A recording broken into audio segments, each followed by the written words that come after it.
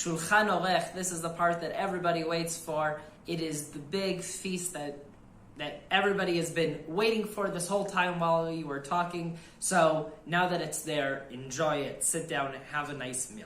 Now, because there's not really much to do around the meal, you're sitting, you're eating, whatever. So if you see that you were pressed for time in the part of Magid, of the storytelling, then sometimes I will rush through parts of it and come back and do that at Shulchan Orech. So if I had my idea that I wanted to say about the 4 sons, but I realized it was going to be a bit rough, so I take it and I put it in Shulchan Orech, or I give time for questions, or specifically, it just depends on the crowd and what's going on, because you want to be able to get there at a reasonable time to the meal.